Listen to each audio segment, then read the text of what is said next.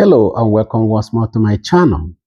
Today, I'd like to tell you about a silent enemy that likes to travel with people when people set out on trips. Before I tell you about this silent enemy, he's also a deadly killer. I'd like to show you some pictures and videos of a man who was an unfortunate victim of such silent killer. Chances are you have heard of this man. His name was Heavy D, a popular musician.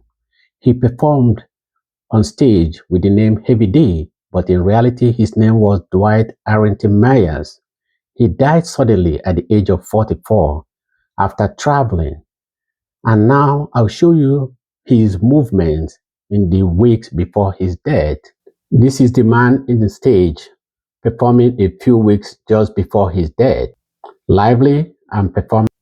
A few weeks after that performance, the musician slumped and died at his home in Los Angeles. The coroner determined that the cause of death was something called pulmonary embolism, which is blood clot to the lung. Why does that matter? And how does that pertain to your travel? I'll tell you.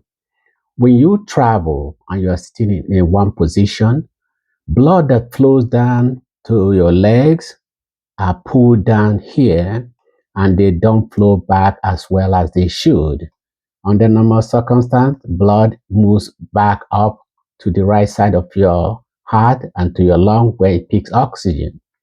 But when you're traveling and you're seated in one position, you have swelling of your leg and that clot forms like this.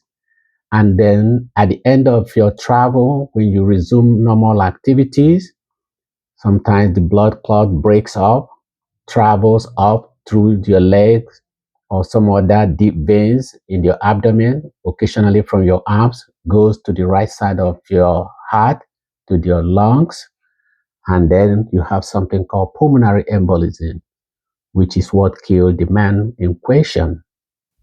Now that you have seen the images and the pictures and diagrams and video, I'll tell you how that matters when you travel. When you take any type of trip, including road trip, traveling by train, flying by airplane, that requires you to sit in one position for 2 hours or longer, and for some people, even shorter period of time. Clot forms in your leg, and because you are in a seated position, you have swelling of your legs, and that clot forms and then can break up at some point, cause pulmonary embolism, shortness of breath, chest pain, lightheadedness, even collapse or even death, as in the case of that man. Now, what can you do? When you're traveling on the road by driving, make sure you stop at least every 2 hours, go to the bathroom, walk around, stretch your leg. Some type of activity like that will help prevent DVT. Also, make sure you drink plenty of water. Don't be in a hurry to get to your destination because doing so means you are not stopping, you are driving 4, 5, 6 hours continuously. Similarly, if you're flying by airplane and you are sitting for a long period of time, exact same thing can happen. Worst of all, if you're traveling by airplane and you have taken one of those um, economy seats and you are sitting by the window, chances are you don't want to disturb the passenger who is sitting on the other side or by the aisle. So you wind up sitting for a much longer period than you want to because you don't want to inconvenience other people.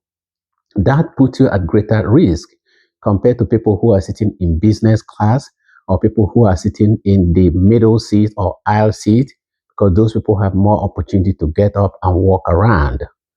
So the lesson here is that blood clot can form in anybody, no matter how healthy you are. If you are sitting in one sitting position, not moving around for 2 hours or longer, for some people, other risk factors such as being overweight, as in the case of the gentleman we showed, put you at greater risk.